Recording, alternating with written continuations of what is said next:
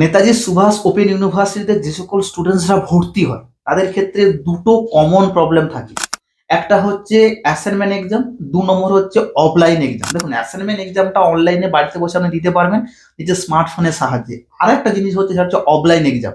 সেখানে গিয়ে আপনি ভালো করে প্রিপারেশন নিয়ে ওই সেন্টারে গিয়ে পরীক্ষা দিতে হবে। এখানে বলে রাখি, এই যে সেন্টারে গিয়ে পরীক্ষা দেওয়ার সময় বিভিন্ন রকম সমস্যাটা হয়। আবার সমস্যা তখনই হয় যখন হচ্ছে আপনি ভালো পরীক্ষা দিয়ে এলেন, দেখা গেল যে আপনি সেই তুলনায় নম্বর বেশি পেলেন না, মানে আপনার যে এক্সপেকটেশন ছিল সেই এক্সপেকটেশন অনুসারে সেই নম্বরটা পেলেন না। অর্থাৎ সেই ক্ষেত্রে আপনি কি করলেন, পুরোপুরিভাবে ডিপ্রেশন চলে যান যে ভালো পরীক্ষা দিয়ে এলাম, অত নম্বর কম এলে কেন। সেক্ষেত্রে আপনার কাছে একটাই অপশন থাকবে, একটা হচ্ছে RTI, অর্থাৎ রাইট টু ইনফরমেশন অ্যাক্ট।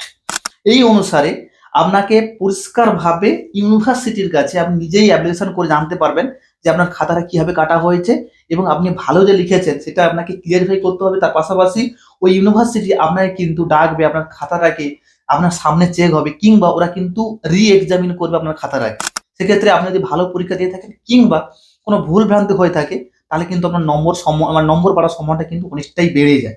এক্ষেত্রে আপনি কি প্রসেস অবলম্বন করবেন, এই RTI যে প্রসেস রয়েছে বা RTI সিস্টেমের মধ্যে অ্যাক্টের মধ্য দিয়ে আপনার খাতাটা চেক করার জন্য, আসুন আপনাকে সেই প্রসেসটা ডিটেলসে বলি। প্রথমে আপনার স্ক্রিনের মধ্যে একটা ফর্ম ওপেন হচ্ছে, এই ফর্মটা ফিল আপ করে একটা নির্দিষ্ট যে সিস্টেম রয়েছে সিস্টেম মেনটেন করে আপনাকে কিন্তু হেড অফিসে এটা পাঠাতে হবে। কি প্রসেস আছে চলুন ডিটেলসে জানি। প্রথমে দেখুন যে ফর্মটা দেওয়া আছে আপনার সামনে, প্রথমে দেওয়া আছে যে নেতাজি সুভাষ ওপেন ইউনিভার্সিটি, এখানে পার্টিকুলার সল্টলেক সেক্টর যেটা আমাদের হেড অফিসের অ্যাড্রেস এখানে দেওয়া আছে। এখানে তারপরে ওয়েবসাইট দেওয়া আছে, তার নিচে দেওয়া আছে application for setting information under RTI act, right two information act অনুসারে, যেটা অনলি রিলেটেড টু দা, শুধু এক্সামিনেশন রিলেটেড কিন্তু এখানে করতে পারবেন, যেটা আদার্স কোনো সেক্টর আপনার জানার দরকারও নেই। কি করবেন শুরুটা করছি, দেখুন কাকে উদ্দেশ্য করে লিখবেন, to the public information officer 1। এখানে 1 2 করে ওখানে সেকশন থাকে। এবার ওইখানে কিন্তু পাবলিক ইনফরমেশন অফিসার 1 ওনাকে উদ্দেশ্য করে লিখবেন, নেতাজি সুভাষ ওপেন ইউনিভার্সিটি। তারপরে আপনার হেড অফিসের যে অ্যাড্রেসটা দেওয়া আছে DD 26 সল্টলেক সেক্টর 1 এখানে দেওয়া আছে, তার নিচে দেওয়া আছে কলকাতা 700064 অ্যাড্রেসে দেওয়া আছে। এইবারে আপনি কি করবেন এখানে দেখে নিন, ভালো করে প্রসেসটা বলা রয়েছে। Full name of the application, এখানে আপনি অ্যাপ্লিকেশনের মানে যে অ্যাপ্লিক্যান্ট দেওয়া আছে, যে অ্যাপ্লিকেশন করছে তার ফুল নম্বরটা লিখবেন ক্যাপিটাল লেটার, ভালো করে বুঝে নিন। তারপরে ফাদার্স নেম, এখানে আপনি আপনার বাবার নাম লিখবেন। তার পাশাপাশি হচ্ছে যে অ্যাড্রেস ফর কমিউনিকেশন, এবারে আপনি আপনার ফুল অ্যাড্রেসটা লিখবেন, যে অ্যাড্রেসে আপনি থাকেন, যে অ্যাড্রেসটা আপনার এনরোলমেন্ট সার্টিফিকেট দেওয়া আছে সেই অ্যাড্রেসটা লিখবেন।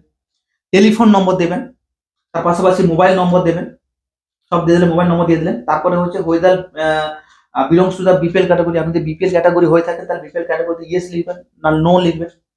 তারপরে যদি ইয়েস হয়ে থাকে তাহলে কিন্তু আপনাকে ওইখানে আপনার যে দেওয়া আছে যে BPL যে কপিটা রয়েছে বা BPL যে কার্ডটা রয়েছে কিংবা রেশন কার্ডটা রয়েছে, যদি আপনি অ্যাপ্লিকেশন ফিটা মানে অ্যাপ্লিকেশন ফিসটা যদি রিল্যাক্সেশন করতে চাইছেন বা কমাতে চাইছেন বা ফ্রি করতে চাইছেন, তাহলে কিন্তু ওইটা আপনাকে অ্যাটাচ করতে হবে।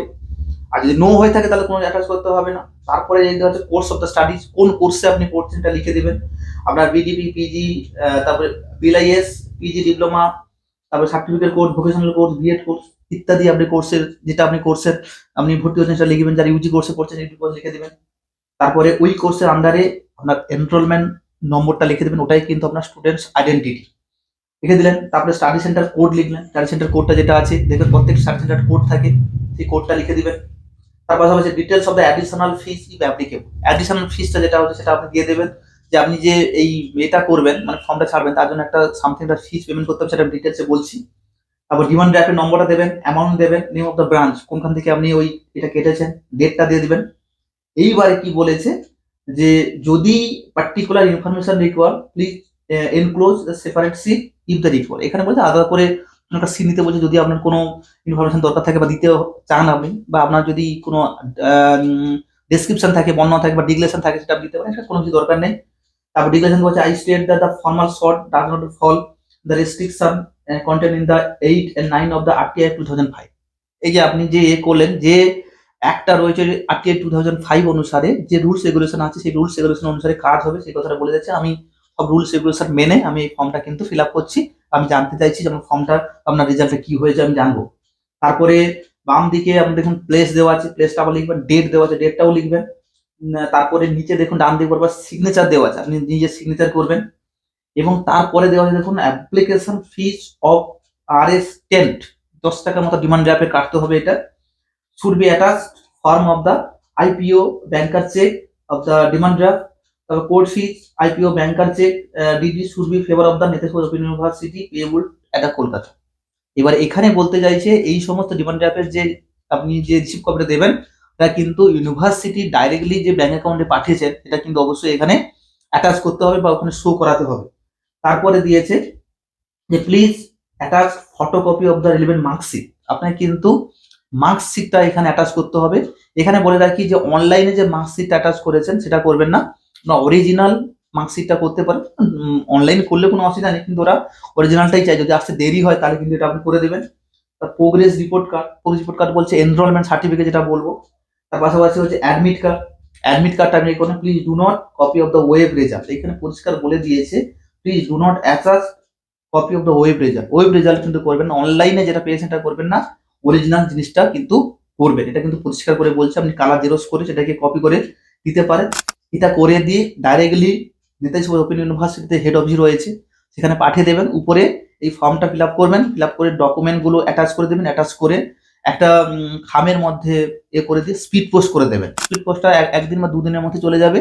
আশা করছি খুব তাড়াতাড়ি করে আপনাকে ওরা ডাকবে, কিংবা আপনার খাতাটা রি এক্সামিন করে আপনাকে যথার্থভাবে কিন্তু রেজাল্টটা দেখিয়ে দেবে, আপনাকে অবগত করা। এই হচ্ছে মূল প্রসেস RTI করার জন্য, সিম্পল প্রসেস। এই ফর্মটা ফিল আপ করে যে ডকুমেন্টগুলো বললাম সেগুলো অ্যাটাচ করে দিবেন, অ্যাটাচ করে দিয়ে পার্টিকুলার যে অ্যাড্রেস দেওয়া আছে অ্যাড্রেসে ফরওয়ার্ড করে দেবেন, দেখবেন আপনার কাজ হয়ে যাবে।